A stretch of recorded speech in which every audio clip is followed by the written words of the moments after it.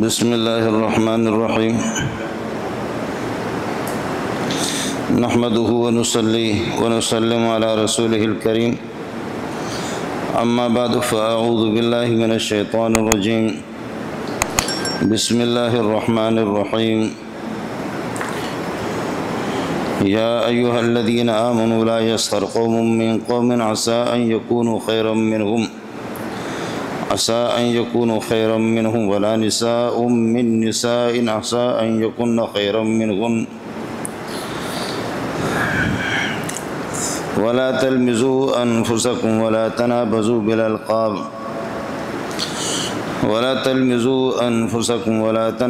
بالألقاب بئس الاسم الفسوق بعد الإيمان ومن لم يتب فأولئك هم الظالمون یا ایہا الذین آمنوا اجتنبوا کثیرا من الظن ان بعض الظن اسم ولا تجسسوا ولا یغتب بعضکم بعضا ایحب احدکم ان یأکل لحم اخیہ میتا فکرہتموہ واتقوا اللہ ان اللہ التواب الرحیم یا ایہا الناس انا خلقناکم من ذکر وانثی وجعلناكم شعوبا وقبائل لتعارفوا ان اکرمکم عند اللہ اتقاکم ان اللہ علیم خبیر اللہم صلی علی محمد وعلی آل محمد کما صلیت علی ابراہیم وعلی آل ابراہیم انک حمید مجید اللہم بارک علی محمد وعلی آل محمد کما بارکت علی ابراہیم وعلی آل ابراہیم انک حمید مجید۔ سورہ حجرات کی یہ چند آیتیں ہیں اور اس سورت کو سورۃ الآداب بھی کہا جاتا ہے کہ آپس میں مسلمانوں کا رہن سہن کس طرح ہو اور کن آداب کا اہتمام کریں گے تو ان کی زندگی خوشگوار زندگی ہوگی، اور اگر ان آداب کو نظر انداز کریں گے تو پھر ایسی صورت میں ان کی تلخ زندگی ہوگی اور دشمنیاں اور عداوتیں ان میں جنم لیں گی۔ یہ جو عربی میں شر کہا جاتا ہے چنگاری کو، آپ نے دیکھا ہوگا کہ چھوٹی سی چنگاری سے بڑی سی آگ بھڑک اٹھتی ہے۔ آپ پٹرول ڈال دیں اور اس میں چھوٹی سی ماچس کی تیلی لگا دیں اور ایک چھوٹی سی چنگاری اس سے پوری آگ بھڑک اٹھے گی۔ تو شرارتیں اور فسادات اور دشمنیاں اور عداوتیں وہ چھوٹی سی بات سے اٹھتی ہے اور اس سے بڑی بڑی لڑائیاں ہو جاتی ہے، پھر پوری سوسائٹی، پورا محلہ، پورے علاقے اس سے یہ ہے کہ متاثر ہو جاتے ہیں۔ اس لیے قرآن میں کہا جا رہا ہے کہ یا ایھا الذین آمنوا لا یسخر قوم من قوم، آداب بتایا گیا ہے کہ کوئی قوم کسی قوم کا مسخرہ اور مذاق نہ اڑائے۔ عام طور پر ہوتا یہی ہے کہ مذاق کرنے والا وہ اپنے آپ کو بہت بڑا سمجھتا ہے، مسخرہ کرنے والا وہ سامنے والے کو ذلیل اور گھٹیا قسم کا سمجھتا ہے۔ قرآن پاک میں آپ دیکھیں گے سابق قوموں کے بارے میں یہ کہا جاتا ہے کہ وَلَقَدِ اسْتُهْزِئَ بِرُسُلٍ مِّن قَبْلِكَ، جتنے بھی انبیاء آئے ان کا مذاق لوگوں نے اڑایا ہے۔ اللہ اکبر۔ نوح علیہ السلام 950 برس وہ تبلیغ کر کے اللہ کی طرف بلا رہا ہے اور توحید کی طرف بلا رہا ہے، آخر میں آپ کو وحی آ گئی کہ یہ قوم سدھرنے والی نہیں ہے، یہ قوم سنبھلنے والی نہیں ہے، اس لیے آپ کشتی تیار کر لو اور ان پر خدا کا عذاب آنے والا ہے، یہ لوگ غرق ہوں گے۔ اب نوح علیہ السلام کشتی تیار کر رہا، سب سے پہلے اتنی بڑی کشتی جس میں جاندار جانور بھی ہوں اور 80-85 بندے بھی اس کے اندر ہوں، آپ کشتی بنا رہے۔ تو یہ لوگ وہاں سے گزرتے کہہ رہے کہ کیا بنا رہے؟ کہہ رہے کہ یہ کشتی بنا رہے، آپ نے خدا کی بات نہیں مانی، اللہ کا عذاب آئے گا تو آپ پر تباہی آئے گی۔ کہا ہاں عقل مندی تو دیکھو، کشتی تو پانی میں چلتی ہے، بحری جہاز تو پانی میں چلتے ہیں اور یہ خشکی کے اندر جہاز بنا رہا ہے، کیا اس کو اس بیابان کے اندر، صحرا کے اندر آپ چلائیں گے؟ اس ہموار زمین پر کشتی چلائیں گے؟ جبکہ خدا کا حکم یہ تھا کہ ٹھیک ہے خشکی ہے، لیکن جب اللہ کا عذاب آئے گا اور طوفان آئے گا تو اس طوفان میں تو ظاہر ہے کہ سیلاب کا پانی وہ آسمان سے باتیں کر رہا ہوگا تو اس میں کشتی تو کام آئے گی۔ لیکن وہ کہہ رہے کہ اس خشکی میں اس نبی کی علیاذ باللہ اس کی بے عقلی کو دیکھو کہ کتنا بے عقل نبی ہے، نبی بنا ہوا ہے، اور خشکی کے اندر یہ کشتی چلائیں گے۔ اور پھر مذاق اڑا کر کے کہتے کہ 950 برس اس نے بڑی کوشش کی کہ یہ ہمارا چودھری بن جائے، سردار بن جائے، ہم نے اس کی بات مانی نہیں، ہم نے عقل مندی سے کام لیا اور اس کی بات نہیں مانی۔ اب آخر فنکار آدمی ہے، اس نے یہ فن شروع کر دیا کہ اب بڑائی اور ترکھاڑ کا کام شروع کر دیا۔ اب اس کا گزارا باقی طریقوں سے تو نہیں ہو رہا تھا، یہ بڑھائی بن گیا اور ترکھاڑ بن گیا۔ غرض یہ ہے کہ یا حسرتن علی العباد ما یأتیہم من رسول الا کانوا بہ یستہزئون، افسوس ہے ہلاک شدہ قوموں کے لیے کہ جو ہلاک ہو گئے اس وجہ سے ہے کہ ما یأتیہم من رسول الا کانوا بہ یستہزئون، کوئی بھی نبی ان کے پاس آ گیا، ہر نبی کے مذاق انہوں نے اڑایا، کسی نبی کو بھی نہیں۔ حضرت اقدس صلی اللہ علیہ وسلم کو خود بھی کہا گیا یا ایھا الذی نزل علیہ الذکر انک لمجنون، آپ جو بتا رہے کہ آپ پر قرآن کا نزول ہوا تو ہے ہی پاگل آدمی۔ یا ایھا الذی نزل علیہ الذکر انک لمجنون، تو پاگل ہے۔ فرعون کہتا ہے کہ ان رسولکم الذی ارسل الیکم لمجنون، جو نبی تمہارے پاس بھیجا گیا یہ پاگل ہے۔ ان رسولکم الذی ارسل الیکم لمجنون۔ اور فرعون کہتا ہے کہ الیس لی ملک مصر وہذہ الانہار تجری من تحتی، مصر کی حکومت میری نہیں ہے اور یہ جو نہریں یہ آپ لوگ نہیں دیکھ رہے ہیں، یہ نہریں یہ باغات سب کی میرے ہیں، یہ سب میرے ہیں۔ یہ کیسا نبی بن گیا ہے جو اپنے روٹی کا محتاج ہے؟ اس کو تو میں نے اپنے گھر میں پال کر کے رکھا تھا موسیٰ علیہ السلام کو۔ الیس لی ملک مصر وہذہ الانہار تجری من تحتی افلا تبصرون، کیا آپ لوگ نابینا ہیں؟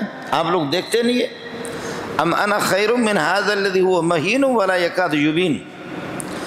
تو یہ مذاق جو مسخرہ کرنے والے ہیں، یہ مسخرہ کرنے والا ہمیشہ اپنے آپ کو دوسروں سے بڑا سمجھتا ہے۔ ایک ہوتا ہے کہ استہزاء اور سخریہ اور مسخرہ جو نبیوں کے ساتھ لوگوں نے کیا، تو اس کی اجازت مسلمانوں کو نہیں دی گئی ہے کہ آپ حقارت کی نظر سے کسی کا کوئی لقب رکھ دیں اور اس پر مذاق کریں جس سے اس کی توہین ہو جائے۔ او لنگڑا، او اندھا، او کانا، یہ جی۔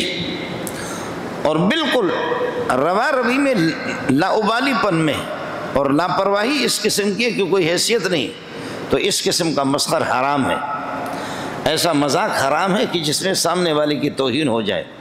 البتہ ایک ہے مزاح، خوش طبعی، وہ رسول پاک صلی اللہ علیہ وسلم نے کی ہے، صحابہ نے آپس میں خوش طبعیاں کی ہے کہ آدمی بالکل خشک نہ ہو وقت پاس کرنے کے لیے، اس خوش طبعی میں مزاح کے اندر، مذاق نہیں کر رہا بلکہ مزاح، اس مزاح کے اندر ایسی بات کی جاتی ہے کہ جس بات سے سامنے والے کی توہین نہیں ہوتی، وہ بات بالکل ٹھیک ہوتی ہے، وہ صحیح ہوتی ہے، اور اس سے یہ کہ یوں سمجھیے کہ سب کو خوشی ہوتی ہے، وہ ہے مزاح۔ اس قسم کی مزاح نبی پاک صلی اللہ علیہ وسلم نے کی ہے۔ ایک خاتون آ گئی، بوڑھی خاتون آ گئی، کہنے لگے کہ یا رسول اللہ، ہم غریبوں کا کیا ہوگا، ہم بے کسوں کا کیا ہوگا، خدا جانے کہ جنت میں جائیں گے یا جہنم میں جائیں گے، ہمارا ہوگا کیا؟ تو حضرت اقدس صلی اللہ علیہ وسلم نے فرمایا کہ بوڑھے اور بوڑھیاں جنت میں کبھی جائیں گے بھی نہیں۔ وہ بوڑھی کہہ رہی ہے کہ ہمارا کیا ہوگا، خدا جانے کہ ہماری کہاں تشکیل ہوگی، جنت میں ہوگی یا جہنم میں ہوگی، اللہ ہمارے ساتھ کیا معاملہ فرمائیں گے۔ تو حضرت اقدس صلی اللہ علیہ وسلم فرماتے ہیں کہ اماں جی، بوڑھا اور بوڑھیاں کبھی جنت جائیں گے نہیں۔ اب اس نے ایسا رونا پیٹنا شروع کر دیا ایسے روئے کہ بوڑھی، میں تو بوڑھی ہوں، بوڑھے اور بوڑھیاں جنت میں جائیں گے نہیں۔ روئے، رونے کے بعد جب آپ کو خوشخبری مل جائے تو بڑا مزہ آتا ہے۔ تو حضرت نے فرمایا کہ اماں جی آپ پریشان نہ ہو، اس بوڑھی حالت میں آپ جنت میں نہیں جائیں گے، بوڑھے حالت میں نہیں جائیں گے، سارے کے سارے جوان نوجوان بن کر کے جنت میں جائیں گے۔ یہ بڑھاپا آپ کا نہیں ہوگا۔ میں یہ نہیں کہہ رہا ہوں کہ آپ جنت میں نہیں جائیں گے، آپ جائیں گے جنت میں، لیکن اس بڑھاپے کی حالت میں نہیں جائیں گے، آپ بالکل ایک نوجوان، جوان بھی نہیں بلکہ نوجوان خاتون بن کر کے جائیں گے۔ یہ بات بالکل صحیح ہے۔ یہ مزاح ہے، یہ مزاح ہے، خوش طبعی کی بات ہے کہ صحابی کے پاس ایک پرندہ ہے، صحابی کے پاس ایک پرندہ ہے اور چھوٹا سا بچہ ہے وہ صحابی۔ تو حضرت رسول پاک صلی اللہ علیہ وسلم نے فرمایا، اس کا نام عمیر تھا، فرمایا کہ یا عمیر ما فعل النغیر، یا ابا عمیر ما فعل النغیر، تمہاری چڑیا کا کیا ہو گیا؟ اس طرح خوشخبری فرماتے ہیں، خوش طبعی آپ فرماتے ہیں۔ کھانا کھا رہے ہیں، کھجور کھا رہے ہیں، کھجور کھا رہے ہیں، اور کھجور کھاتے ہوئے آپ صلی اللہ علیہ وسلم اشارہ کر رہے ہیں کہ کھجور کی گھوٹلیاں نکال کر کے علی کے سامنے رکھ دو۔ میں نے کھایا تو گھوٹلی نکال کر کے علی کے سامنے رکھ دیا، علی بھی کھا رہا ہے، ادھر ادھر دیکھ رہا ہے، دوسرے صحابہ بھی کھا رہے قریب والے، گھوٹلیاں اٹھا کر کے علی کے سامنے رکھ رہے۔ اور جب کھجور ختم ہو گئی، کھجوریں ختم ہو گئی، تو حضرت اقدس صلی اللہ علیہ وسلم نے فرمایا کہ علی یہ سارا تو آپ نے کھایا ہے، ہم نے کیا کھایا؟ یہ گھوٹلیاں دیکھو، کھجور تو سارا کا سارا آپ نے اڑایا، ہم نے کیا کھایا؟ لیکن حضرت علی اتنا حاضر جواب تھا، اتنا حاضر جواب تھا، کہنے لگے حضرت آپ لوگوں نے بھی کھایا، سب نے، ساتھیوں نے کھایا، سب نے کھایا، میں نے بھی کھایا، لیکن مجھے کھجور کھانے کا طریقہ آتا ہے، میں گھوٹلی باہر نکالتا، باقی سب نے گھوٹلی بھی ہڑپ کی۔ مجھے کھجور کھانے کا طریقہ آتا ہے، باقی ساتھیوں نے وہ گھوٹلیاں بھی انہوں نے کیا کی، ہڑپ کی ہے۔ اس طور تو میں عرض کر رہا ہوں کہ یہ جو خوش طبعی کی باتیں ہیں، یا ایک مسکین آ رہا ہے اور وہ کہہ رہا ہے کہ حضرت میں محتاج قسم کا مجھے کوئی اونٹ دے دو، مجھے اونٹ دے دو کہ میں اپنے سامان بازار سے میں نے خریدے، میں اپنے گاؤں تک لے جاؤں۔ آپ نے فرمایا کہ کوئی اونٹ نہیں ہے، ایک اونٹنی کا بچہ آپ کو دے دوں گا۔ کوئی اونٹ نہیں ہے، ہم آپ کو اونٹنی کا بچہ دے دیں گے۔ اس نے کہا کہ یا رسول اللہ یہ اونٹنی کا بچہ آپ دیں گے، یہ میرے کس کام کا ہے؟ اونٹنی کا بچہ جو آپ دیں گے یہ میرے کس کام کے ہے؟ تو پریشان تو ہو گئے، مجھے تو سامان لینا ہے، میں نے جو سامان وغیرہ خریدے ہیں وہ سامان اپنے گاؤں تک لے جانا ہے، تو اونٹنی کا بچہ اس کو کہاں اٹھا سکے گا؟ تو آپ نے فرمایا اللہ کے بندے دماغ سے کام لے لو، جو اونٹ میں دوں گا تو وہ اونٹ میں تو کسی اونٹنی کا بچہ ہوگا نا، کسی پتھر سے تو پیدا نہیں ہوا۔ بڑا اونٹ کیا ہوتا ہے؟ بڑا اونٹ وہ بھی تو اونٹنی کا تو بچہ ہوتا ہے نا۔ میں نے تو آپ سے یہ نہیں کہا کہ بالکل بچہ چھوٹے سے قد، ایسا نہیں ہے، بلکہ اونٹنی کا بچہ دے دوں گا، تو بڑے اونٹ وہ بھی تو اونٹنی کے بچے ہوتے ہیں نا۔ اب یہ ہے کہ بات اس کو سمجھیں۔ اس قسم کے مزاح اور اس قسم کی خوش طبعیاں صحابہ نے بھی کی ہے، رسول پاک صلی اللہ علیہ وسلم نے بھی کی ہے، اور بعض حضرات پھر حد سے تجاوز بڑھ کر کے وہ زیادہ کچھ اس قسم کے مذاق کرتے ہیں۔ اگر سامنے والا وہ آپ کے ساتھ فری ہو اور توہین مقصود نہ ہو اور آپس میں برداشت ہو پھر تو کر لے۔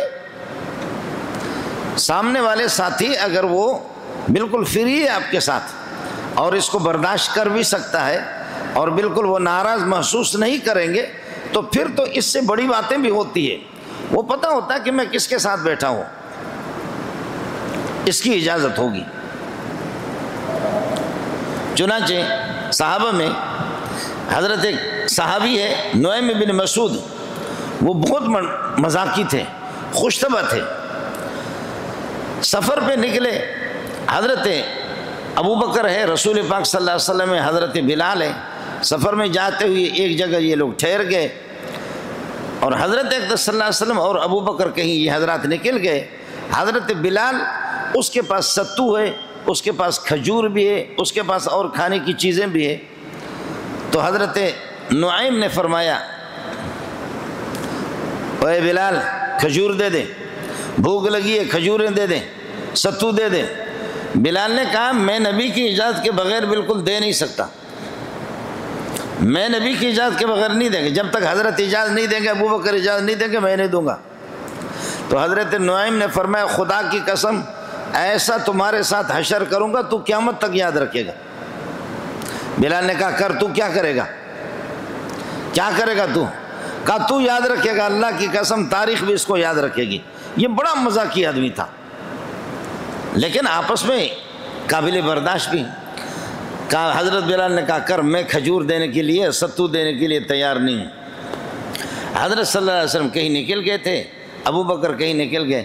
یہ نعیم آگے جا کر کے دیکھا کہ راستے پر ایک قافلہ بڑا آ رہا ہے۔ قافلہ والوں سے کہا کہ آپ لوگوں سے مجھے کام ہے۔ کہنے لگے کیا کام ہے؟ کہنے لگے کہ میرا ایک غلام ہے، میں مجبور ہوں، مسافر ہوں، میرے پاس کھانے پینے کی کوئی چیزیں نہیں ہے اور ویسے مجبور ہوں، میرا ایک غلام ہے کالے سے رنگ کا ہے اور وہ میں آپ کو بیچنا چاہ رہا ہوں، اگر اس کی قیمت 1000 روپے تو میں 500 میں آپ کو بیچنا چاہ رہا ہوں۔ قافلے والوں نے کہا کہ ٹھیک ہے بھائی، 1000 کا غلام جب ہمیں 500 میں ملتا تو لے لو یہ 500 روپے۔ کہنے لگے ایک بات آپ کو بتا دوں، وہ کبھی کبھی اونچ نیچ قسم کی باتیں کرتا ہے اور وہ کہتا ہے کہ میں آزاد ہوں، وہ کہے گا آزاد، دماغ اس کا کبھی کبھی خراب ہو جاتا، باقی ہے تکڑا قسم کا آدمی، اس پر باور نہیں کرنا، وہ اس قسم کی باتیں کرے گا۔ ٹھیک جی، پیسے لے لیا اور لے جا کر کے دکھائے بلال کو، کہا یہ میرا غلام ہے۔ قافلے والوں نے بلال کو اٹھا لیا، انہوں نے کہا ہم نے آپ سے خریدا ہے، آپ کے آقا سے خرید۔ بلال نے کہا کس سے خریدا؟ میں تو غلام تھا، ابو بکر نے مجھے خرید کر کے آزاد کر دیا، میں تو آزاد ہوں بابا، میں غلام نہیں ہوں۔ کہتا نہیں، تمہارے آقا نے جو ہے نا اس نے کہا کہ یہ کبھی کبھی پاگل بن کر کے ایسی باتیں ہم نہیں چھوڑیں گے۔ بلال کو اٹھا کر کے لے گئے، زوری بلال کو اٹھا کر کے لے گئے۔ رسول پاک صلی اللہ علیہ وسلم جب آ گئے کہ بلال بھی نہیں ہے تو آپ کو پتہ چل گیا، حضرت ابو بکر کو بھیجا، پتہ چل گیا کہ یہ حرکت کی ہے حضرت نعیم نے، حضرت نعیم نے یہ حرکت کی ہے۔ تو فرمایا کہ جا کر کے قافلہ والوں سے، حضرت ابو بکر گئے، قافلہ والوں کو ان کا پیسہ دیا اور بلال کو اٹھا کر کے مشکل سے کہا خدا کے بندو ایک مذاقی آدمی ہے، وہ مذاق کرتا رہتا ہے اس طریقے پر۔ وہاں بلال کو اٹھا کر کے نبی کے پاس لائے۔ رسول پاک صلی اللہ علیہ وسلم نے بلال کو دور سے دیکھا، دیکھ کر کے آپ اتنے مسکرائے اور حضرت نعیم کو کہا کہ خدا کے بندے یہ کیا کریں؟ کہنے لگا حضرت شرافت سے میں نے اسے کہا تھا کھجوریں دے دے، اس نے نہیں دی، ستو دے دو کھانے کے لیے، نہیں دیے، تو پھر میں نے اسے کہا کہ میں تمہارا وہی حشر کروں گا کہ تو زندگی بھر یاد رکھے گا۔ جہاں آپس میں روا روی اس قسم کی ہمدردی ہو اور یہ ہے کہ کیا کہتے ہیں یعنی کھلے طبیعت کے لوگ ہوں اور برداشت آپس میں ساتھی ایک دوسرے کے مزاج کو جانتے ہیں، تو بعض باتیں اس قسم کی ہوتی بھی ہے کہ لوگ اس قسم کا بھی کبھی کوئی ایسا مذاق ہوتا ہے، اس قسم کا مذاق جو ناقابل برداشت ہے لیکن سامنے والے لوگ برداشت کرتے ہیں۔ یہی صحابی حضرت نعیم، ایک نابینا صحابی، اس غریب کو پیشاب لگ گیا، نابینا نے کہا کہ بھائی مجھے پیشاب کرنا ہے، تو صحابی نے حضرت نعیم نے جا کر کے کہا کہ اچھا آؤ میں آپ کو گھماتے مسجد نبوی سے باہر مسجد کے صحن میں کھڑا کر دیا، کہا یہاں پیشاب کرو، کوئی بھی نہیں ہے، اس کو معلوم ہی نہیں ہے کہ یہ مسجد ہے، وہ تو غریب نابینا ہے، اس نے وہاں پیشاب کر دیا، لوگوں نے لعنت کرنا شروع کر دیا، بھئی یہ کیا کر رہے؟ کہتے مجھے تو نعیم نے لا کر کے یہاں کھڑا کر دیا کہ یہ کوئی عام جگہ ہے تو میں نے پیشاب کر دیا۔ انہوں نے کہا خدا کے بندے یہ تو مسجد ہے، مسجد کی صحن ہے، مسجد کے صحن میں آپ پیشاب کر رہے ہیں۔ حضرت نعیم بھاگ گیا۔ اس کے بعد اس نابینا صحابی نے کہا کہ خدا کی قسم مجھے ملے گا نا، میں نے ایسا ڈنڈا تیار کر کے رکھا ہے، اس کے سر پہ پھوڑ دوں گا، اس ڈنڈے کو سر پھوڑ دوں گا، اس ڈنڈے کو توڑ دوں گا اس کے سر پہ، اس طرح اس کو میں چھوڑوں گا نہیں۔ چنانچہ کئی دن کے بعد اس نے اپنی آواز بدل دی، آ کر کے نابینا صحابی کو کہا کہ وہ نعیم نے آپ کے ساتھ دھوکہ کیا تھا نا، آؤ میں آپ کو دکھاتا ہوں۔ تو لا کر اس کو کہا کہ یہ نفل پڑھ رہا ہے اور اس وقت نفل پڑھ رہا ہے، کس کر کے ڈنڈا اس کو مارو، جبکہ حضرت عثمان نفل پڑھ رہا تو اس نے دے مارا حضرت عثمان کو ڈنڈا۔ اس قسم کے مذاق دیکھو، اس قسم کے مذاق کون برداشت کرے؟ حضرت عثمان خون میں لت پت ہو گئے، ایسا ڈنڈا وہ بھاگ گیا۔ آخر کار اس کو پکڑ لیا لوگوں نے، اور حضرت عثمان کو کہا کہ اس کو سخت قسم کی سزا دیں گے۔ جواب ذرا سن لینا۔ حضرت عثمان نے فرمایا کہ چھوڑو، یہ نبی کا لاڈلا ہے، یہ بدری صحابی ہے، اللہ نے بدریوں کے سارے لاڈ معاف کر لیے، یہ بدری ہے، اور اللہ نے بدریوں سے کہا کہ اعملوا ما شئتم فقد غفرت لکم وبدلت سیئاتکم حسنات۔ میں عرض یہ کر رہا تھا کہ مسخرہ میں عام طور پر یہ ہوتا ہے کہ آدمی مسخرہ کرنے والا، مسخرہ میں سامنے والے کی توہین ہوتی ہے، مسخرہ کرنے والا وہ اپنے آپ کو اعلیٰ سمجھ، باقی ایک مزاح ہے، خوش طبعی کی باتیں جو حقیقت کے مطابق ہو، واقعے کے مطابق ہو اور ٹھیک ہو، اس میں کسی کی توہین اگر نہ ہو تو پھر اس میں کوئی مذائقہ نہیں ہے۔ اس وجہ سے قرآن یہ بتاتا ہے یا ایھا الذین آمنوا لا یسخر قوم من قوم عسى ان یکونوا خیرا منہم، کوئی قوم کسی قوم پر مسخرہ نہ کرے۔ ممکن ہے کہ یہ جو مسخرہ کرنے والا ہے، جن کو نشانہ بنا رہے، جن کا مذاق کر رہے ہیں، آپ جس پر مسخرہ کر رہے ہیں اور استہزاء کر رہے ہیں، لا یسخر قوم من قوم عسى ان یکونوا خیرا منہم، جن کو نشانہ بنایا جا رہا ہے، جن کا مذاق کیا جا رہا ہے، ممکن ہے کہ وہ ان مذاق کرنے والوں سے خدا کے ہاں بہتر ہوں۔ کسی کے پیشانی پہ لکھا ہوا تو نہیں ہوتا کہ یہ کس درجے کا ہے۔ ہمارے ہاں ماشاءاللہ اچھی سی پگڑی ہو، جیکٹ ہو، اور ایک آدمی چشمہ لگا کر کے آئے، اور پٹھان کہتا ہے غٹ سڑے روان دے کرنا، ہمارے ہاں تو یہ غٹ ہے۔ اس قسم کے بعض غٹ اس قسم کے ہوتے ہیں کہ خدا کے ہاں حدیث میں آتا کہ مچھر کے پر کے برابر بھی ان کی حیثیت نہیں ہے۔ ترمذی میں ایک حدیث ہے کہ بعض ایک ایسے موٹے بندے کو لایا جائے گا لیکن اس کی اعمال کا کوئی وزن نہیں ہوگا، اعمال کی کوئی حیثیت نہیں ہوگی، اور اس کی حیثیت خدا کے ہاں مچھر کے پر کے برابر بھی نہیں ہوگا۔ ہم تو اپنے ترازو میں لوگوں کو تولتے ہیں کہ بابا مالدار آدمی ہے، بڑا مولوی ہے، مالدار آدمی ہے، بڑا مولوی ہے، مفتی ہے، قاضی ہے، فلانا ہے، فلانا ہے۔ ہم اپنے ترازو پر لوگوں کو تولتے ہیں اپنے دانش کے مطابق، لیکن خدا کیا مسئلہ دوسرا ہے۔ کبھی ہو سکتا ہے کہ ہم کسی کو بہت بڑا سمجھ رہے ہوں، وہ بڑا نہ ہو اور وہ بالکل چھوٹا ہو۔ ایک بندہ گزرا، بخاری میں حدیث موجود ہے جلد ثانی کے اندر، ایک بندہ گزرا، حضرت نے فرمایا اس کے بارے میں آپ کی رائے کیا ہے، اس بندے کے بارے میں آپ کی رائے کیا ہے؟ صحابہ ادھر بیٹھے ہوئے ہیں، ایک صحابی نے کہا حریٌ ان خطب ان یخطب و ان شفا ان یشفا، حضرت اتنا بڑا آدمی ہے کہ یہ اس قابل ہے، اگر یہ کسی سے بھی رشتہ مانگے تو اس کو رشتہ دے دیں گے لوگ، اگر یہ کسی سے رشتہ مانگے تو اس کو رشتہ دے دیں گے۔ ظاہر ہے کہ آج بھی اگر بلاول کسی سے رشتہ مانگے کون انکار کرے گا؟ یہ الگ مسئلہ کہ ہماری شاید زندگی میں وہ شادی نہ کرے۔ آج شہباز شریف کی اولاد میں سے کوئی شادی کرے، نواز شریف کی کرے، بڑے لوگوں کو سم دیتے ہیں، اپنی بیٹیاں پیش کر دیتے ہیں، بہنیں پیش کر دیتے ہیں، اس کا کوئی انکار کرتا ہے؟ تو صحابہ نے یہ کہا کہ یا رسول اللہ حریٌ، یہ اس لائق ہے ان خطب ان یخطب، اگر یہ رشتے کا پیغام کسی کی بیٹی اور بہن پر رشتہ مانگے تو اس کا رشتہ ہوگا، وَإِن شَفَا أَن يُشَفَّا، اور اگر کسی مجرم کی سفارش کرے تو اس کی سفارش قبول کی جائے گی۔ بہت بڑا آدمی ہے، مالدار آدمی ہے، حضرت اس کو کوئی رد نہیں کرتا۔ وہ چلے گئے، تھوڑی دیر کے بعد ایک خستہ حالت میں، پراگندہ حالت میں، خستہ حالت میں ایک بندہ آ گیا اور اس کے بارے میں فرمایا کہ اس کے بارے میں آپ کی رائے کیا ہے؟ صحابہ نے کہا کہ یہ ایسا مسکین ہے، یہ کسی سے رشتہ مانگے اس کو رشتہ کوئی دے گا بھی نہیں، یہ کسی کی سفارش کر اس کی سفارش چلے گی بھی نہیں، یہ اس کی حیثیت کوئی نہیں ہے۔ اللہ اللہ اللہ، یہاں تولنے والے صحابہ ہے جی، پاکستانی لوگ نہیں ہیں۔ پہلے والا بڑا سیٹ گزرا، وہ اتنا بڑا آدمی ہے، کسی سے بھی رشتہ مانگے رشتہ بھی دے دیں گے، کسی مجرم کی سفارش کرے سفارش قبول کی جائے گی، اور دوسرا خستہ حالت میں فرمایا کہ اس کی حیثیت نہیں ہے، لوگ اس کو کچھ بھی نہیں سمجھتے، اور یہ قابل اعتبار کوئی قابل اعتنا قابل توجہ آدمی نہیں ہے۔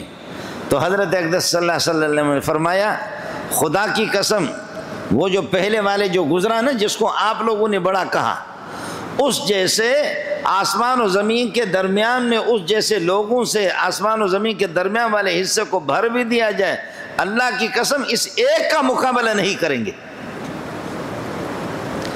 سبحان اللہ سبحان اللہ سبحان اللہ۔ وہ جو جس کو آپ بڑا سمجھتے ہیں نا، ہمارے یہاں بڑا کیا ہے؟ حضرت نے فرمایا ایک زمانہ ایسا آئے گا کہ سب سے بڑا وہ ہوگا یاتی علی الناس یکون فی اسعد الناس لکا ابن لکا لکا ابن لکا لکا ابن لکا۔ ایک زمانہ آئے گا کمینہ کمینے کا بچہ وہ سب سے بڑا ہوگا۔ کمینہ اور کمینوں کی اولاد ان کو لوگ بڑے سمجھیں گے۔ شریف خاندان اہل تقوی اہل طہارت ان کی حیثیت لوگوں کی نگاہوں میں نہیں ہوگی۔ کمینہ ابن کمینہ کمینہ کمینے کا بیٹا اس کی بڑی حیثیت ہوگی لوگوں میں۔ اب دیکھیں بھی آج کل زمانہ بھی انہی کا ہے جی، ہمارے ملک میں بھی زمانہ اسی کا۔ تو میں عرض کر رہا تھا اس لیے قرآن کہتا ہے کہ آپ جس کو بڑا سمجھ رہے یا کوئی بڑا ہے وہ چھوٹوں کا مذاق اڑا رہا ہے، غریبوں کا مذاق اڑا رہا ہے، فقیروں کا مذاق اڑا رہا ہے۔ آپ کو کیا پتا ہے کہ مذاق اڑانے والا جس کا مذاق اڑا رہا ہے اور جس پر مسخرہ کر رہا ہے استہزاء کر رہا ہے وہ نشانہ بنا ہوا ہے، ہو سکتا ہے کہ وہ اس مسخرہ کرنے والے سے بہتر ہو۔ آپ کو کیا پتا ہے؟ حضرت اقدس حماد اللہ حالجوی رحمۃ اللہ علیہ سندھ کے مشہور پنو عاقل کے مشہور بزرگ گزرے، ہمارے اکابرین بڑے بڑے اکابرین ان سے بیعت بھی ہے۔ اور حضرت اقدس علامہ بنوری رحمۃ اللہ علیہ نے فرمایا ما رأيت احدا من علمائنا الدیوبندیہ ما رأيت احدا يشبه في فضائل الا الشیخ المفتی عزیز الرحمن فانه قد كان يشبه في بعض فضائل۔ میں نے اس فقیر جیسا نہیں دیکھا کسی کو، ہمارے علماء دیوبند اس کے مشابہ میں نے کسی کو نہیں دیکھا۔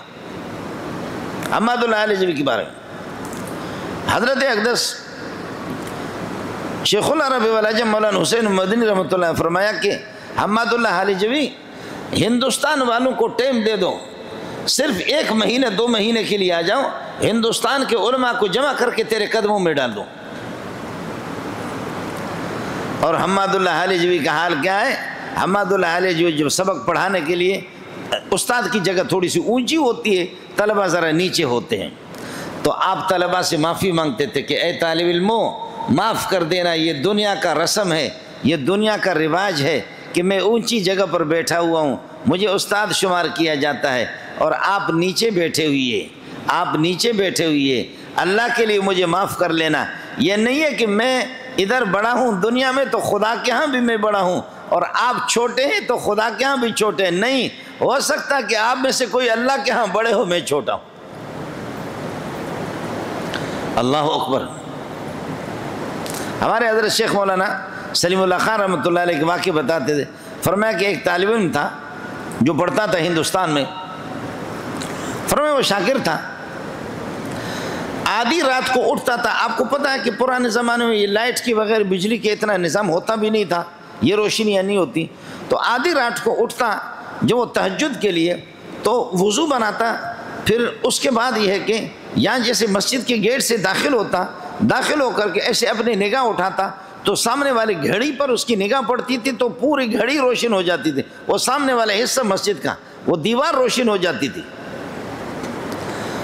یہ چھپا ہوا تھا، بس کسی کو نظر نہیں آیا۔ حضرت فرمایا کہ اس کو کسی بندے نے دیکھ لیا ایک دفعہ کہ کس ٹائم پر چوری چھپکے سے اٹھ کر کے تہجد پڑھتا ہے اور ایسے اپنی نگاہ جیسے اٹھاتا ہے تو دیوار پر اس کی نگاہ پڑتی ہے تو دیوار روشن ہو جاتی ہے، گھڑی پر نگاہ پڑتی ہے تو گھڑی روشن ہو جاتی ہے۔ حضرت فرمایا کہ لوگوں نے اس کو تاڑ لیا، اس کی یہ کرامت مشہور ہو گئی، مشہور ہو گئی۔ اب فرمایا کہ 1 ہفتہ نہیں گزرا کہ اس کا انتقال ہو گیا۔ تو حضرت فرمایا کہ جب لوگ اس کو غسل دے رہے تھے تو غسل دیتے وقت جنہوں نے غسل دیا تو انہوں نے بتایا کہ خدا کی قسم ہمارے صرف اشارے ہوتے تھے کہ دائیں کروٹ پر اس کو لٹا کر کے غسل دے دو، بائیں کروٹ پر لٹا کر کے غسل دے دو۔ فرمایا لوگوں کے ہاتھوں کے صرف اشارے ہوتے تھے، باقی وہ خود بخود پلٹتا تھا۔ ایک تو مسئلہ یہ ہے۔ دوسرا فرمایا کہ جب اس کا جنازہ اٹھایا تو لوگ چھلانگ مارتے تھے، لیکن لوگ بڑے بڑے بانس اس میں چارپائی پہ فٹ کر دیے گئے، ان میں لوگوں کے ہاتھ بھی نہیں پہنچتے تھے، ایسے محسوس ہو رہا تھا کہ فرشتے یا جنات اس کے جنازہ کو اٹھا رہے۔ تیسری بات حضرت نے فرمایا کہ چند دنوں کے بعد ہندو آ گئے، ہندوستان میں ہندو آ گئے، اور ہندوؤں نے پوچھا کہ وہ آپ کے مدرسے میں ایک طالب علم تھا، وہ طالب علم وہ کہاں گیا؟ ہم نے کہا کون سا؟ کہا اس قسم کا تھا،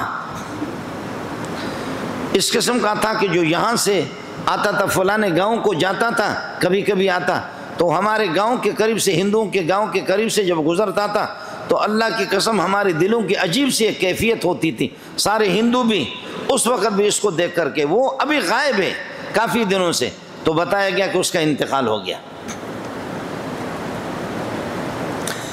یہ ابو سعید الخزار ایک بہت بڑے بزرگ ہیں، وہ فرماتے کہ جمعے کے دن میں جمعہ پڑھنے کے لیے چلا گیا، جمعے کے لیے جمعہ چلا گیا تو میں نے دیکھا کہ ایک خستہ حالت میں ایک آدمی کے پھٹے پرانے کپڑے ہیں، وہ ادھر دور سے جمعے کے لیے آ رہا ہے، تو مجھے یقین ہو گیا کہ یہ بہکاری ہے، بہکاری۔ اور بہکاریوں کو کون اچھی نگاہ سے دیکھتا ہے؟ بہکاریوں کو کون اچھا سمجھتا ہے؟ کوئی اللہ والے لوگ ہوں گے، بہت کم ہی لوگ ہوں گے۔ مفتی نظام الدین رحمۃ اللہ علیہ سفر میں آپ کے ساتھ ہم ہوتے تو جیب میں 5 روپے ہے، 10 روپے ہے، 5 روپے 10 روپے جیب کھلا رہتا۔ یہاں کسی ہوٹل پہ ہم بیٹھتے ہیں، یونیورسٹی میں حیدرآباد، سندھ یونیورسٹی میں مفتی صاحب بھی، وہ بھی پی ایچ ڈی کر رہا تھا، میں بھی پی ایچ ڈی کرتا تھا، تو ہم دونوں کے دونوں جاتے، پھر کسی ہوٹل پہ بیٹھ جاتے کھانا کھانے کے لیے، تو پھر ایک آ گیا، اس کو 5 روپے دیا، پھر یہ بھیک مانگنے والے اس قسم کے ہوتے کہ اعلان کرتے کہ بھائی مجھے مل گیا، جاؤ بیٹھو، پھر دوسرا آ گیا، تیسرا آ گیا، چوتھا آ گیا، پانچواں آ گیا، تو مفتی صاحب کے جیب میں جب تک پیسے ہوتے تھے کھلا اٹھا کر کے دیتے تھے، اور آخر میں جب آپ کے پیسے کھلے ختم ہو جاتے تو ساتھ بیٹھنے والے ساتھیوں کو کہتے ہیں یار دے دو بھائی، پیسے دے دو بھائی، پیسے دے دو۔ وہ پیسے ساتھیوں سے لے کر کے ان کو فقیروں کو دیتا تھا۔ میں نے مفتی صاحب سے عرض کیا کہ حضرت یہ جو بہکاری لوگ ہیں، یہ پیشہ ور لوگ ہیں، ان کا پیشہ یہی ہے، آپ عجیب اللہ کے بندے ہیں، مفتی حضرات منع کرتے ہیں، ان کو دیتے بھی نہیں ہیں، مفتی کہتے ہیں ان کو نہ دو، ہاں جو واقعتاً حقیقت میں محتاج ہو اس کو دے دو، ان کا تو کام ہے، ان کا پیشہ ہے، ان کی بزنس ہے باقاعدہ، آپ ان کو کیوں دیتے ہیں؟ آپ ناجائز کر رہے ہیں، مفتی حضرات اس کی اجازت نہیں۔ اب مفتی نظام الدین سے بڑا مفتی کون ہوگا؟ لیکن وہ خود مفتی۔ تو میں نے کہا کہ آپ یہ اس طرح کیوں کر رہے ہیں؟ تو فرمانے لگے لوسی آپ ہی تو ساتھ بیٹھے ہوئے، آپ سے کیوں نہیں مانگتے، مجھ سے مانگتے، آپ ہی تو ساتھ بیٹھے رہتے ہیں اور دوسرے ساتھی بھی میرے، یہ بتاؤ کہ آپ کے سامنے ہاتھ کیوں نہیں پھیلاتے، آپ کی طرف اشارہ کیوں نہیں کرتے؟ اللہ اکبر۔ فرمانے لگے کہ ایک فتویٰ ہے اور ایک تقویٰ ہے، ایک فتویٰ ہے اور ایک تقویٰ ہے۔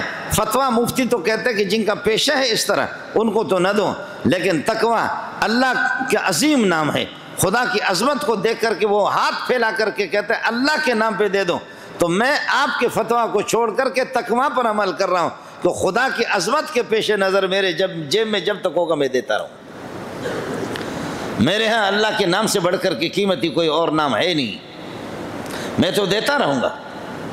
تو حضرت ابو سعید الخزار رحمۃ اللہ علیہ وہ فرماتے ہیں کہ میں جب جمعہ پڑھنے کے لیے آیا تو میں نے دیکھا کہ ایک بندہ ہے، دور سے پھٹے پرانے کپڑے ہیں، میرے دل میں آ گیا کہ یہ بہکاری ہے، پیشہ ور آدمی ہے اور یہ ذلیل لوگ ہیں، اس طرح بھیک مانگتے رہتے ہیں۔ میں نے ایسے دیکھا،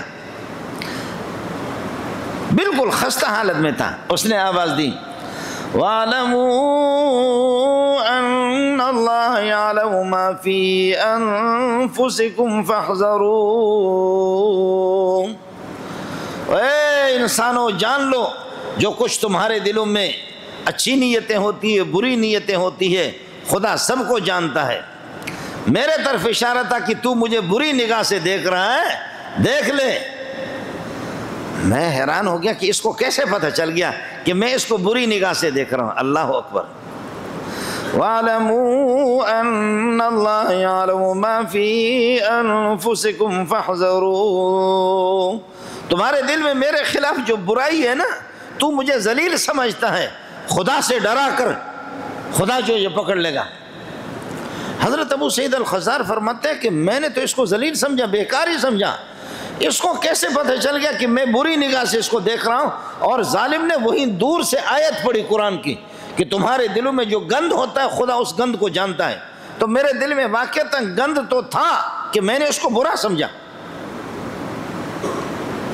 میرے دل میں واقعتاً گند تو آ گیا، بس میں نے رونا شروع کر دیا کہ اے اللہ، میں نے تیرے کس نیک بندے کو بری نگاہ سے میں نے دیکھا۔ میں دوڑا آگے جا کر کے اس کے پاؤں پہ پڑ جاؤں، اس سے معافی مانگوں۔ تو فوراً اس نے میرے رونے کو دیکھ کر کے کہنے لگے وَهُوَ الَّذِي يَقْبَلُ التَّوْبَةَ عَنْ عِبَادِهِ وَيَعْفُو عَنِ السَّيِّئَاتِ۔ وہ خدا ہے، جب اخلاص کے ساتھ کوئی توبہ کرتا ہے اللہ اس کو قبول کرتا ہے۔ تو نے اخلاص والی توبہ کی، چلو اللہ معاف کر دے آپ کو۔ اب کہتے کہ مجھے اس کو کیسے پتہ چل گیا کہ میں نے اخلاص سے، اور واقعتاً میں نے دل کی گہرائی سے میں نے توبہ کی، اور پھر میں اس کے ہاتھ چومنے لگا تو دیکھا وہ غائب ہو گیا۔ اس قسم کے خدا کے بندے ہوتے ہیں۔ اس لیے قرآن کہتے ہیں کہ لا یسخر قوم من قوم، کوئی قوم کسی قوم کا مسخرہ اور استہزاء اور تمسخر نہ اڑائے۔ عسیٰ ان یکونوا خیرا منہم، ہو سکتا ہے کہ جن کا تمسخر آپ اڑا رہے ہیں، جن کا مذاق اڑا رہے ہیں، اور جن کو آپ ذلیل سمجھ رہے ہیں، وہ آپ سے بھی زیادہ اچھے ہوں۔ آپ کے کارٹن کے کپڑے ہیں، آپ کی پراڈو گاڑی بھی ہے، آپ بنگلے کے مالک بھی ہے، لیکن خدا کے سامنے تو ٹکے کا بھی نہیں ہے۔ جس کو تو سمجھتا ہے وہ تجھ سے بہتر ہے، جس کو تو ذلیل سمجھتا ہے وہ تجھ سے بہتر ہے۔ تو اپنے دنیا کے اصولوں پر نہ تو لا کر کے اپنے آپ کو بڑا سمجھتا ہے۔ عَسَىٰ أَن يَكُونُوا خَيْرًا مِّنْهُمْ وَلَا نِسَاءٌ مِّن نِّسَاءٍ عَسَىٰ أَن يَكُنَّ خَيْرًا مِّنْهُنَّ۔ عورتیں دوسری عورتوں کا مسخرہ نہ اڑائیں۔ عام طور عورتیں جو ہے نا مسخرہ اڑاتی ہیں۔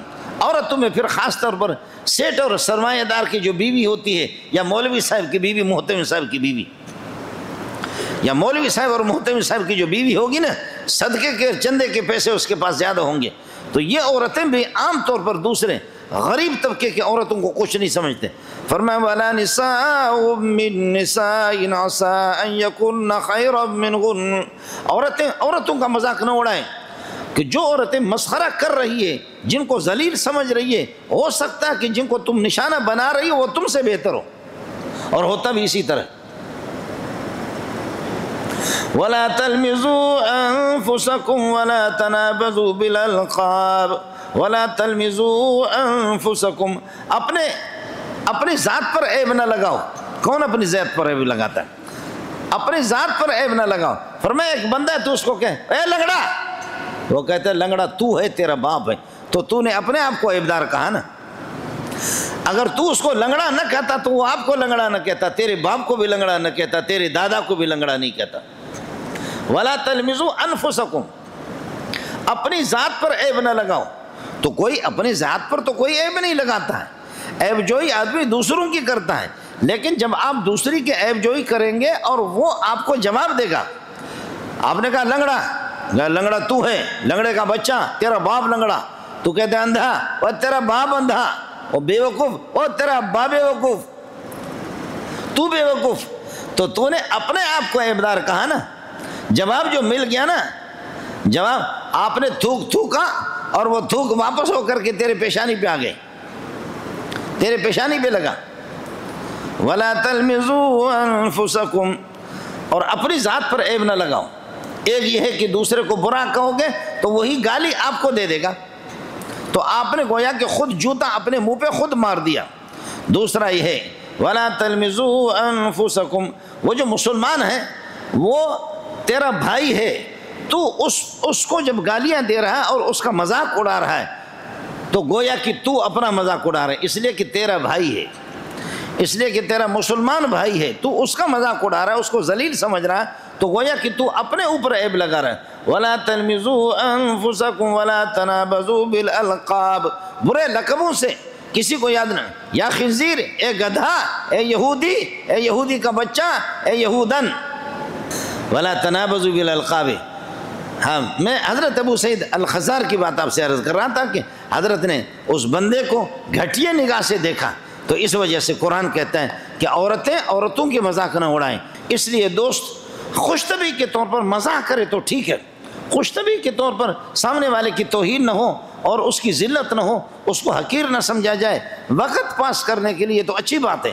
باقی یہ کہ اس قسم کی بات کر لینا کہ سامنے والا ذلیل بھی، اور کبھی اس طرح بھی ہوتا ہے کہ کوئی ایک بات آدمی کر لیتا ہے کہ لیکن آپس میں ایسی بے تکلفی ہوتی ہے کہ سامنے والے کو اگر آپ برا لفظ کہہ بھی دیں لیکن وہ خوش ہوتا ہے۔ یہ آپس کی باتیں ہوتی ہے کہ آپس میں ہمدردی کتنی ہے، آپس میں تعلقات کتنے ہیں، لیکن کبھی ایک چھوٹی سی بات کسی کو آپ کہیں گے، اس کے ساتھ آپ کا اتنا تعلق بھی نہیں ہے، دے مارے گا، آپ کو دشمنی بڑھے گی۔ تو اس لیے ان چیزوں کو آدمی خود دیکھ لے۔ وَلَا تَنَابَزُوا بِالْأَلْقَابِ، برے لقبوں کے ساتھ، یہودی، خنزیر یا حمار، اس طریقے پر قرآن کہتا ہے کہ کسی کو اس قسم کے الفاظ سے کسی کو یہ ہے کہ نہ پکارا جائے، اور اس قسم کے برے لقب ایک دوسرے پر نہ رکھا کرو۔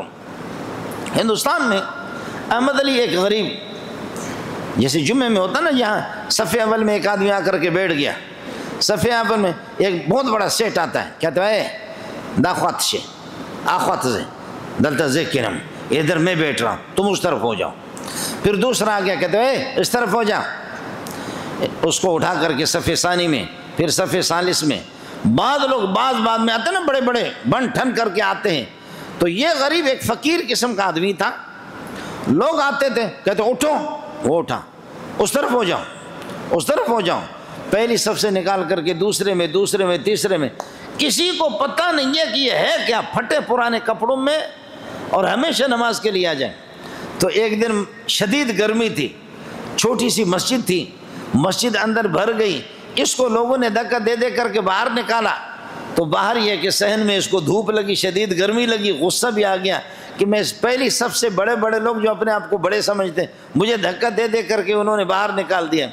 جب امام صاحب نے نماز شروع کر دی اور لوگ سجدے میں گئے، رکوع سے جا کر کے سجدے میں گئے، تو اس نے یہ نا باہر دھوپ پہ تھا تو باہر اوپر دیکھنے لگے، کہنے لگا کہ اے مسجد، پوری دنیا سجدہ کر رہی ہے، تو کیوں سجدہ نہیں کرتی؟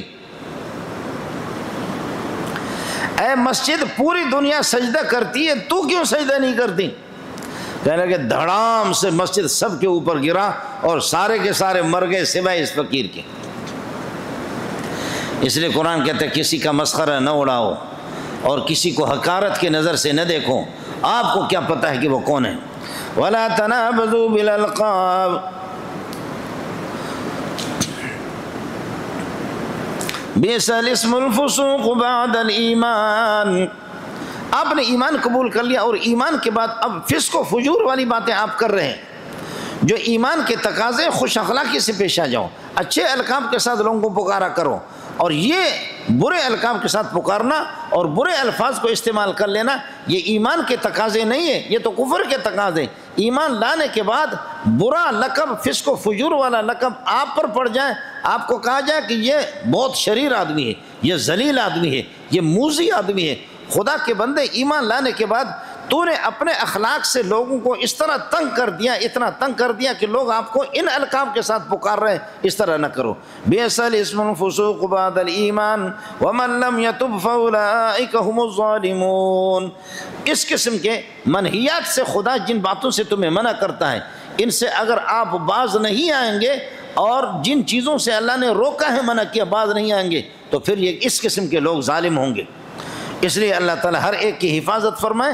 میں عرض کر رہا ہوں کہ خوش طبعی کی تو اجازت ہے، لیکن یہ کہ اس طرح یہ کہ ایسے ایسا مسخرہ اور ایسا استہزاء، اس قسم کا تمسخر کہ سامنے والے کو ذلیل سمجھا جائے، اس کی اجازت نہیں۔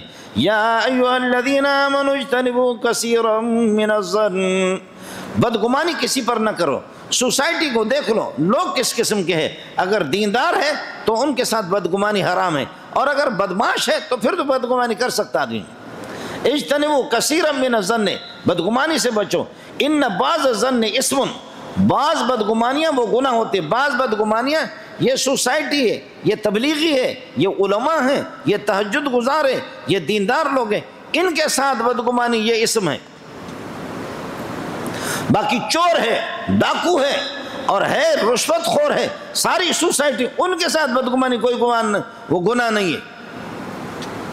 ان بعض الظن اسم، بعض بدگمانیاں جہاں پر کوئی قرینہ نہیں ہے، لیکن اگر اس قسم کے قرائن موجود ہوں، ایک آدمی ہے وہ کسی بیرش لڑکے کے ساتھ الگ کمرے میں ہے، ایک آدمی ہے کسی خاتون کے ساتھ، اجنبی خاتون کے ساتھ الگ کمرے میں دروازے بند کیا، تو کیا اعتکاف کر رہے کیا؟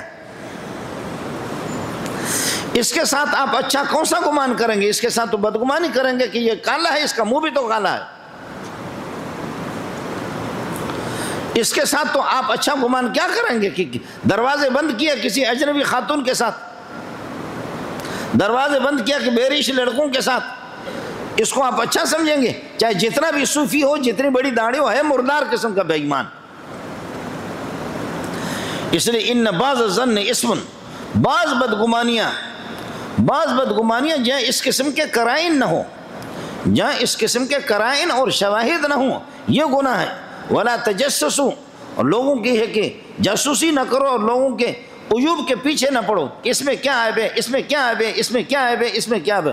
خدا کے لیے حدیث میں آتا ہے جو لوگوں کے عیوب کے پیچھے پڑتا ہے، گھر بیٹھے بیٹھے اللہ اس کو رسوا کر دے گا۔ جو لوگوں کے عیوب کو تلاش کرتا ہے، گھر بیٹھے بیٹھے اللہ اس کو رسوا کر دے گا۔ اس لیے لوگوں کے عیوب، ہاں جہاں دین کا نقصان ہو تو وہاں جاسوس مقرر کرنا ضروری ہے۔ ملک کا نقصان ہو جہاں پر، وہاں جاسوس حضرت اقدس صلی اللہ علیہ وسلم نے جاسوس مقرر کیے، اور جاسوسوں کا اگر کوئی انڈیا کا جاسوس آپ کے پاس اگر آ جائے اور وہ پکڑا جائے تو واجب القتل ہے، اور خود آپ کے ملک کے اگر کوئی آدمی ایٹم بم کی نشاندہی کرے کہ ایٹم بم فلاں جگہ پر ہے، اس طریقے پر، وہ واجب القتل ہے۔ تو لیکن عام حالات میں عام مسلمان کے پیچھے آپ بندے لگا رہے، خدا کے بندے، آپ کا تو کوئی نقصان نہیں ہے۔ اس طرح جاسوسی کرنا، تجسس کرنا، لوگوں کے عیوب کے پیچھے پڑنا، اس سے شریعت نے منع کیا۔ ولا تجسسوا ولا یغتب بعضکم بعضا، غیبت کوئی کسی کی نہ کر دیں۔ یاد رکھ لینا، غیبت میرے نبی نے فرمایا کہ ذکرک اخاک بما یکرہ، آپ ایسی باتیں سے اپنے بھائی کا تذکرہ کر رہے ہیں کہ وہ تو غریب غائب ہے، وہ غائب ہے، لیکن آپ برائی کے ساتھ اس کا تذکرہ کر رہے ہیں۔ اگر یہ کہ وہ موجود ہوں تو ان باتوں کو یقیناً وہ ناپسند کرے گا۔ غیبت اس وقت ہے کہ کوئی دینی فائدہ آپ کا نہیں ہے، دینی مسئلہ کوئی وابستہ نہیں ہے، آپ کسی کو رسوا کرنا چاہ رہے، اس کی برائیاں بیان کر رہے ہیں، تو پھر تو غیبت ہے۔ اگر عیب اس کے اندر موجود ہے، اس کی عدم موجودگی میں آپ بیان کر رہے ہیں تو غیبت ہے، اور اگر عیب اس کے اندر نہیں ہے پھر بھی آپ کہہ رہے اس میں یہ عیب ہے، پھر تو یہ بہتان ہے۔ بہتان کی بھی اجازت نہیں ہے، غیبت کی بھی اجازت نہیں۔ لیکن یہ یاد رہے، اگر ایسا مولوی ہے کہ بدعتی ہے، ایسا مولوی ہے کہ فراڈی ہے، اور اس قسم کا صوفی ہے جو فراڈی ہے، آپ کو پتہ کہ یہ خلق خدا کو نقصان پہنچائے گا، اس کے عیب کو لوگوں کے سامنے، اگر کچھ لوگوں کے سامنے آپ تذکرہ کر رہے ہیں اس لیے تاکہ لوگ اس کی بدماشیوں سے اور اس کی دینی نقصانات سے یا دنوی نقصانات سے لوگ محفوظ ہو جائیں، یہ غیبت نہیں ہے۔ غیبت تو اس وقت ہے کہ جب مولوی منظور کی کسی عیب کو آپ ذکر کر رہے ہیں، ویسے مولوی منظور کو آپ کو ذلیل کرنا ہے۔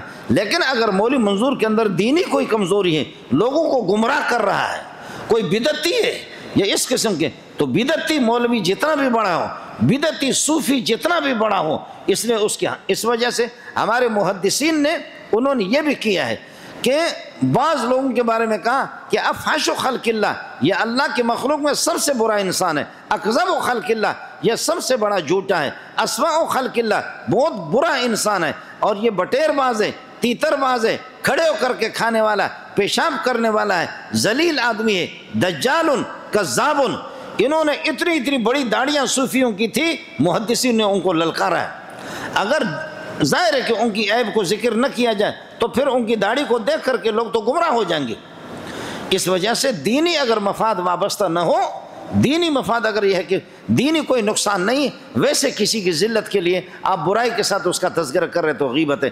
باقی یہ ہے کہ کسی بدعتی مولوی ہے، رافضی مولوی ہے، شیعہ مولوی ہے، قادیانی ہے، اس کو اللہ کا بھلا کرے، اس کی برائیاں آپ ذکر کریں، امت کو تنبیہ کر رہے ہیں تاکہ امت اس کی برائیوں سے بچ جائے اور امت گمراہ نہ ہو جائے، ضلالت کے راستے پر یہ کہ نہ لگے، تو ایسی صورت میں اس کی اجازت ہے، بلکہ آپ کو کرنا بھی چاہیے۔ بہرحال میں عرض کر رہا تھا، قرآن نے ان آداب کا تذکرہ کر دیا کہ کسی کا مذاق اور مسخرہ ناجائز آپ نہ کر دیں، کہ آپ اپنے آپ کو اعلیٰ سمجھ کر کے ان اخلاق کا آپ اہتمام کریں گے تو آپ کے ملک کے اندر اور آپ کی سوسائٹی کے اندر اور آپ کے معاشرے کے اندر پھر یہ کہ وہ جو ماحول ہے وہ معاشرے بہترین طریقے سے چلے گا۔